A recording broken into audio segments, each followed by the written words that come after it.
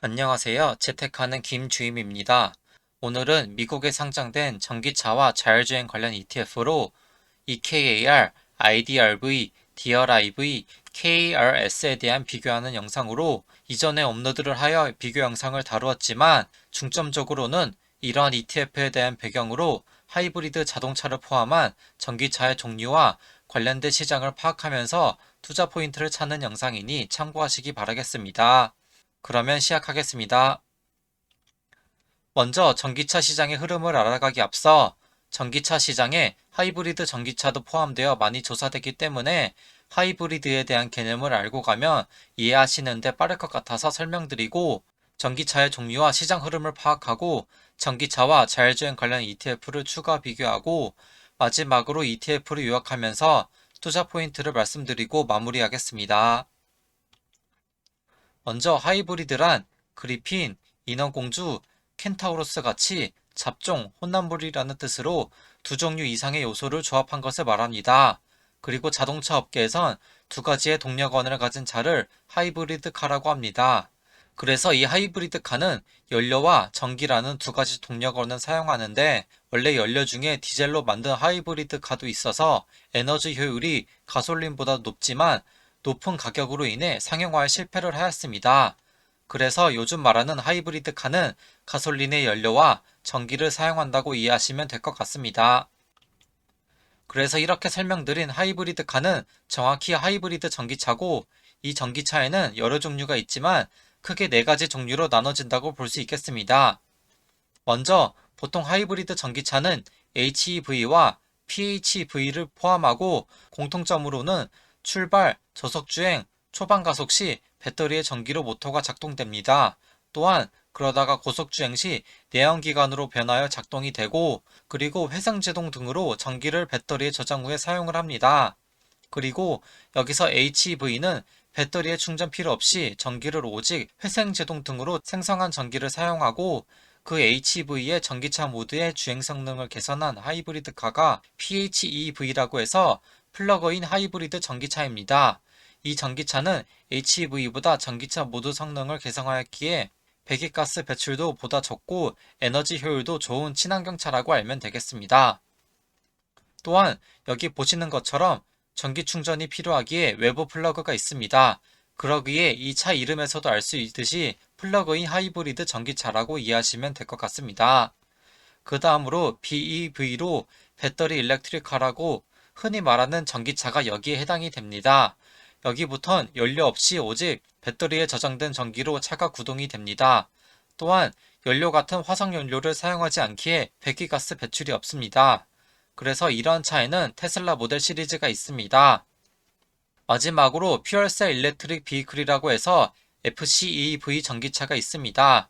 흔히 수소차로 알려진 전기차로 퓨어셀이라는 연료 전지를 통해 수소와 산소 반응으로 전기 에너지를 생성하여 동력을 만듭니다. 그래서 매연 대신 수소와 산소의 반응으로 생성된 물을 배출합니다. 그리고 이러한 차에는 대표적으로 현대자동차의 넥소가 있습니다. 이렇게 네 가지 종류의 전기차를 말씀드렸고, 이제 전기차 시장에 대해 말씀드리겠습니다. 먼저 플러그인 자동차, 즉 PEV라는 용어를 아셔야 되는데, PEV는 이 사진처럼 전기를 충전하는 시스템이 필요한 차이기 때문에 플러그인 하이브리드 전기차와 배터리 전기차가 포함된 말이라고 알고 가시면 되겠습니다. 이제 2020년 전기차 모델 판매 순위를 보시면, 먼저 모델 기준으로는 테슬라 모델 3가 약 36만 대로 가장 많고, 그 다음으로 중국의 미니 EV가 11만 9천 대, 그리고 프랑스의 르노 조에라는 모델이 10만 대, 그리고 또 테슬라의 모델 Y가 7만 9천 대로 가장 많습니다. 그리고 제조사 기준으로 보시면 테슬라의 모델이 가장 팔린 만큼 1위를 차지하였고, 그 다음으로 폭스바겐 그룹이 2위, 그리고 중국의 전기차 업체로 BYD와 SGMW가 차지했습니다. 종합적으로 2020년 기준으로 전 세계 전기차 판매량은 테슬라가 압도적으로 1위를 차지했다고 볼 수 있겠습니다. 그 다음으로 최근 10년간 전 세계 플러그인 전기차 판매량을 보시면 중국 시장에서 판매량이 가장 높다가 최근 2020년에 유럽 시장에서 판매량이 폭증한 걸 알 수 있고, 미국은 전반적으로 세 번째로 큰 시장을 차지하는 것을 알 수 있습니다. 그리고 전 세계 누적 판매량은 중국이 약 470만 대로 가장 많이 팔렸고, 그 다음으로 유럽이 330만 대, 세 번째로 미국이 170만 대를 차지하였고, 그 미국의 판매량의 반은 캘리포니아 주에서 발생했다고 볼 수 있습니다. 그리고 전 세계 플러그인 전기차의 소유 비율을 보겠습니다. 1000명 기준으로 보았을 때 노르웨이는 90명, 그리고 캘리포니아주가 21명, 스웨덴이 20명, 네덜란드가 17명, 독일이 8명 등으로 비중을 차지하였습니다. 그리고 유럽, 미국, 중국 등으로 대표적인 시장의 비율을 보시면 유럽이 6.1%, 미국이 5.4%, 중국이 3.3%를 차지하였습니다. 이렇게 전기차 시장의 흐름을 보았을 때 4차 산업시대로 접어들면서 전 세계적으로 전기자동차 시장은 계속 커지고, 또한 전기자동차의 소유 비율은 최대 10%로 아직 턱없이 부족한 비율을 갖고 있기 때문에 전기차 시장의 성장 잠재력은 충분히 크다고 볼 수 있겠습니다. 이제 전기차와 관련된 4가지 ETF를 비교 설명해 드리겠습니다. IDRV는 2019년 4월에 상장이 되어서 가장 최근에 상장되었고, KARS는 2018년 1월로 가장 상장이 오래되었습니다. 그리고 한 주당 가격을 보았을 때 IDRV가 47달러로 가장 비싸고 DRIV가 27달러로 가장 저렴합니다. 그리고 보수율은 EKAR이 0.95%로 가장 비싸고 IDRV가 0.47%로 가장 저렴합니다. 그리고 분배율을 보았을 때 IDRV가 0.63%로 가장 높게 지급을 하고 KARS가 0.13%로 가장 적은 비율로 분배금을 지급합니다.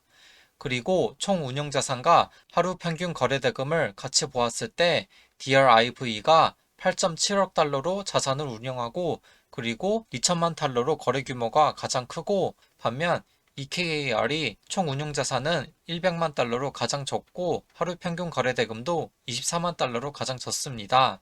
그리고 마지막으로 보유 종목 비중은 IDRV가 103개로 가장 많았고 KARS가 63개로 가장 적었습니다. 그 다음으로 각 ETF의 보유 종목 비중에 대해 말씀드리겠습니다. 전기차 기업뿐만 아니라 자율주행과 관련된 반도체와 인공지능 업체로 알파벳, 인텔, 엔비디아 등이 있지만, 오늘은 전기차 시장에 대해 소개해드렸기에 전기차 제조업 기업 위주로 어떤 기업이 있는지 말씀드리겠습니다. 먼저 EKAR은 벤츠의 다임러, 그리고 테슬라, 도요타, 혼다 등이 있고, 하위 비중으로는 중국의 BYD, 지리, 니오, 프랑스의 르노가 있습니다. 그리고 IDRV는 토요타, 테슬라, 다임러, GM이 상위 비중을 차지하고, 하위 비중으로는 폭스바겐, BMW, 포드, 혼다, 현대자동차, 그리고 중국의 샤오펑, BYD, 니오 등이 있습니다.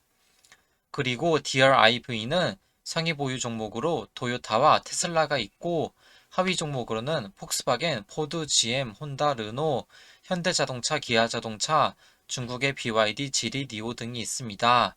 마지막으로 KARS는 BMW가 가장 많은 비중으로 차지하고, 그 다음으로 다임러, 니오, 그리고 하위 비중으로는 폭스바겐, 그리고 중국의 BYD, 샤오펑, 리오통이 그 다음으로 비중을 차지합니다.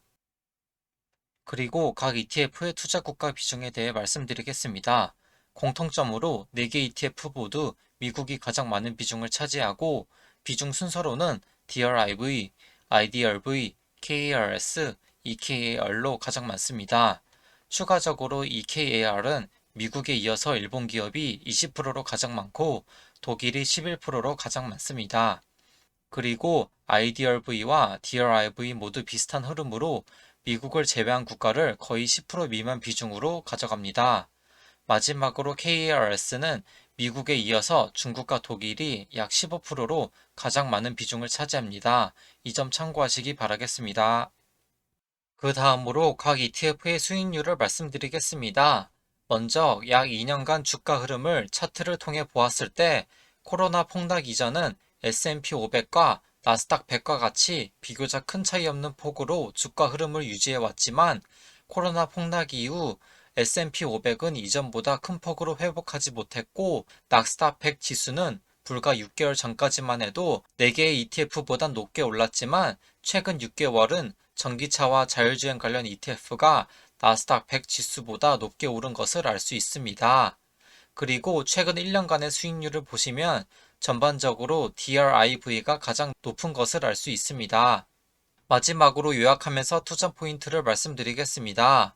공통점으로 4가지 ETF 모두 전기차와 자율주행 관련 산업에 투자하는 ETF이고 미국이 적게는 30%, 많게는 60%로 가장 많은 비중을 차지합니다. 이제 각 ETF의 특징을 말씀드리면 첫 번째로 EKAR은 63개로 적은 기업에 집중 투자하고 미국이 가장 많은 비중이지만 다른 세계의 ETF보다는 31%로 가장 적게 투자합니다.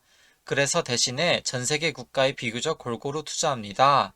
두 번째로 IDRV는 0.47%로 저렴한 보수율을 가져가고 0.63%로 높은 분배율로 지급을 합니다. 그리고 103개 기업으로 가장 많은 기업에 투자를 합니다. 또한 블랙락에서 운영을 하고 3.4억 달러로 두 번째로 크게 자산을 운영한다는 점 체크하시기 바라겠습니다. 세 번째로 DRIV는 한 주당 27달러로 가격 접근성 면에서 가장 편리하고 무려 8.7억 달러로 가장 큰 운용 자산을 가져갑니다. 그리고 이렇게 큰 운용 자산만큼 거래 규모도 2천만 달러로 가장 큽니다. 또한 미국의 약 68%로 가장 많은 비중을 투자합니다.